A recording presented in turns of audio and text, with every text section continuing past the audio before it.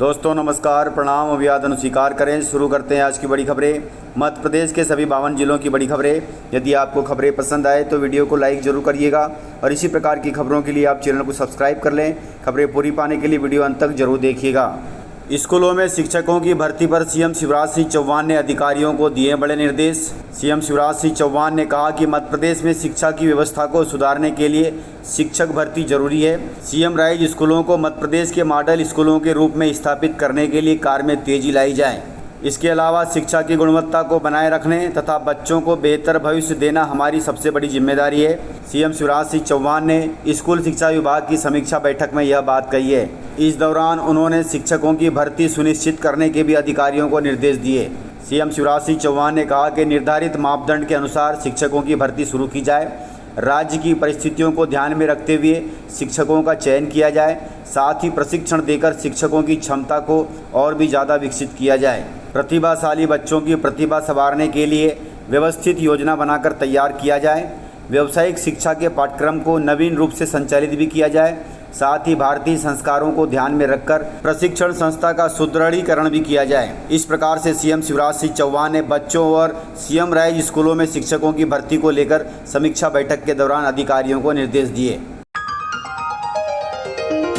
कर्मचारियों के लिए राहत भरी खबर है। अब इन कर्मचारियों को पेंशन बढ़कर मिलेगी।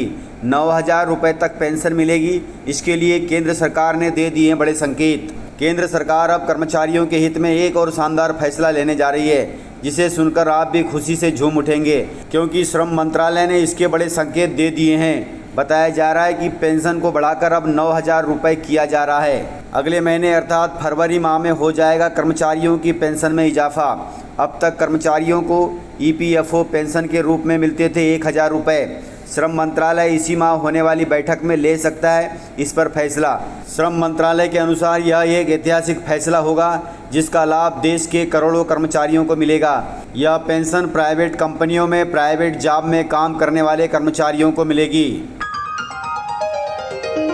कोरोना को लेकर बड़ी खबर है। मध्य प्रदेश के 48 जिलों में फैल गया है कोरोना का संक्रमण। आधे से ज़्यादा केस इंदौर और भोपाल में हैं। राहत की बात है कि सभी 11 ओमिक्रॉन मरीज अब स्वस्थ होकर घर लौट चुके हैं। मध्य प्रदेश में कोरोना के नए मरीजों की संख्या तेज़ी से बढ़ रही है। पिछले 24 घंटे में 42 जिलों में 2040 नए पॉजिटिव मिले हैं। आधे से ज़्यादा संक्रमित इंदौर और भोपाल जिले से हैं। एक्टिव मरीजों की संख्या 6,859 पहुँच गई है। राहत की बात यह है कि एक्टिव मरीजों में 6,496 होम आइसोलेशन में है। प्रदेश में पॉजिटिविटी दर बढ़कर 2.97% हो गई है। रिकवरी दर घटकर 97.83 पर आ गई है। सीहोर में एक मौत भी दर्ज हुई है। मध्य प्रदेश के 42 जिलों में संक्रमण फैल गया है।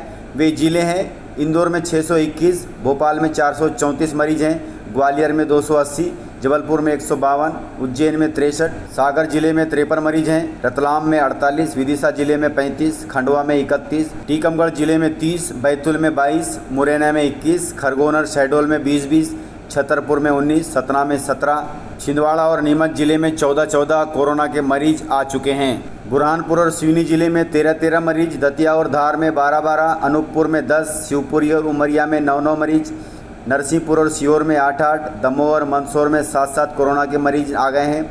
निवाड़ी और रीवा में 6, अशोकनगर और बालाघाट जिले में 5, कटनी में 3, अलीराजपुर और देवास तथा गुना, होशंगाबाद, श्योपुर में 2 मरीज आ चुके हैं।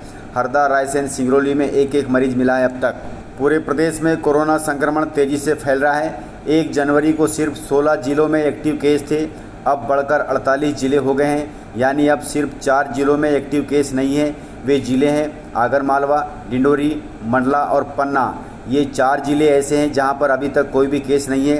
राहत की बात यह है कि प्रदेश में मिले 11 ओमिक्रॉन वेरिएंट से संक्रमित मरीज ठीक होकर अपने घर को लौट चुके हैं। अभी जो बढ़त संख्या बताई जा रही है वो डेल्टा वेरिएंट की, अर्थात दूसरी लहर में जो कोरोना वायरस आया था उसकी है। यह थोड़ा सा खतरनाक है, इसलिए ध्यान रखिएगा। कोरोना गाइडलाइन का पालन करें ताकि कोरोना घातक न हो।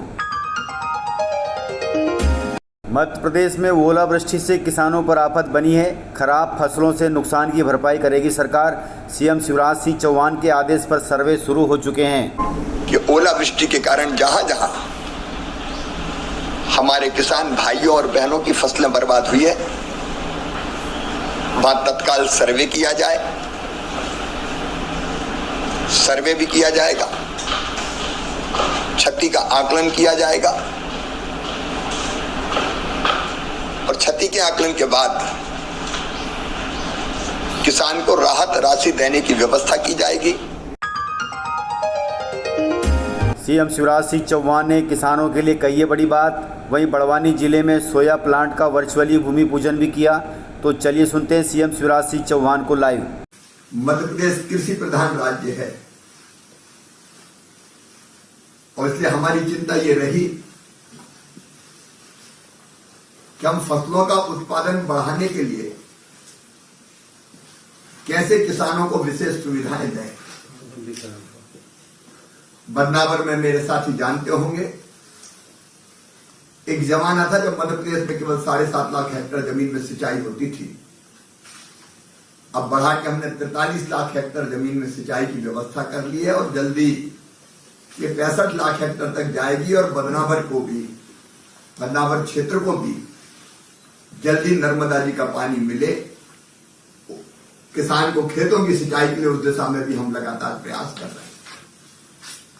मध्य प्रदेश में हमने कोशिश की कृषि का उत्पादन बढ़े, उत्पादन की लागत घटे, उत्पादन के ठीक दाम मिले। उसके लिए अनेकों कदम उठाए, उसके बारे में आज मैं विस्तार से नहीं बोलूंगा, लेकिन उन कदमों का ही परिणाम है 0% ब्याज पे कर्जा देने जैसी अनेकों योजनाएं। उसी का परिणाम है कि कृषि उत्पादन के क्षेत्र में आज मध्य प्रदेश लगातार 7 साल से कृषि कर्मण अवार्ड जीत रहा है। कृषि के क्षेत्र में हम सर्वश्रेष्ठ काम कर रहे हैं। 11 जलवायु क्षेत्र मध्य प्रदेश में। अब हमारा गेहूं एमपी वीट के नाम से पूरे देश और दुनिया में जाना जाता है और उत्पादन में भी पंजाब को हमने पीछे छोड़ दिया। हमारा गेहूं हो, धान हो, एक ने अनेकों फसलें, दलहन की फसल हो, तिलहन की फसल हो। अब सोयाबीन के उत्पादन में भी मध्य प्रदेश नंबर 1 पर है। दलहनों में चाहे चना हो, मसूर हो, सब्जियां हो, औषधि पौधे हो, फल हो, मध्य प्रदेश आज प्रमुख उत्पादक राज्य बन के उभरा है। सोयाबीन को हम पीला सोना कहते हैं। एक जमाने में सोयाबीन ने मध्य प्रदेश के किसानों की आर्थिक हालत को बदल के रख दिया था। बीच में थोड़ी दिक्कत आई दोनों तरह की। एक, सोयाबीन की फसलें खराब हुई लगातार। अब उस क्षेत्र में भी सोयाबीन की फसलें खराब ना हो तो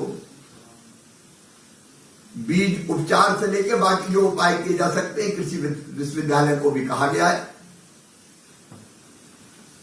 दूसरे बीज में उत्पादन घटा भी और उत्पादन घटने के साथ साथ कीमतें भी घटी। उसके बीच में आपको याद होगा एक भावांतर भुगतान योजना लाए थे ताकि मिनिमम सपोर्ट प्राइस और बाजार मूल्य का जो अंतर है वो किसानों को हम सीधे दे दें। उसके कारण सोयाबीन का रकबा भी प्रभावित हुआ। लेकिन आज मैं आईबी ग्रुप को सुन रहा था, उन्होंने आश्वस्त किया कि सोयाबीन के ठीक दाम मिलेंगे, न्यूनतम समर्थन मूल्य से ज्यादा मिलेंगे। बोर्ड परीक्षार्थियों के लिए बड़ी खबर है। मध्य प्रदेश में 10वीं और 12वीं के विद्यार्थी परीक्षा आवेदन में 15 जनवरी तक सुधार करवा लें, फिर बाद में नहीं मिलेगा आप सभी को मौका। मध्य प्रदेश माध्यमिक शिक्षा मंडल के 10वीं और 12वीं के विद्यार्थी 15 जनवरी तक परीक्षा फॉर्म में गलती सुधरवा लें, इसके बाद मौका नहीं दिया जाएगा। मंडल ने विद्यार्थियों को ऑनलाइन त्रुटि सुधार करने का मौका दिया है। एक बार मध्य प्रदेश माध्यमिक शिक्षा मंडल की 10वीं और 12वीं परीक्षा 17 फरवरी से शुरू होंगी। विद्यार्थी परीक्षा शुरू होने से पहले अपने आवेदन फॉर्म में हुई गलती को सुधरवा लें। बोर्ड ने परीक्षा फॉर्म में गलती सुधरवाने के लिए 15 जनवरी तक मौका दिया है। विद्यार्थी ने जिस कियोस्क से परीक्षा फॉर्म भरा है उसी पर जाकर अपने फॉर्म में संशोधन कर सकते हैं। इसके बाद आवेदन में किसी तरह का संशोधन नहीं हो सकेगा, इसलिए ध्यान रखिएगा। यदि आपसे गलती हुई है फॉर्म भरने के दौरान तो आपको बोर्ड 15 जनवरी तक मौका दे रहा है, उसके बाद मौका नहीं मिलेगा। तो इस प्रकार से जानकारियाँ थी। यदि आपको जानकारियाँ पसंद आई हो तो वीडियो को लाइक ज़रूर करिएगा, और यदि आपने वीडियो पूरा देखा है तो उसके लिए बहुत बहुत धन्यवाद। वीडियो को ज़्यादा से ज़्यादा अपने दोस्तों में शेयर करें ताकि वे भी जानकारियों से अपडेट रहें और जानकारियों का लाभ ले सकें। तो आज के वीडियो में इतना ही, मिलते हैं सर अगले वीडियो के साथ। तब तक के लिए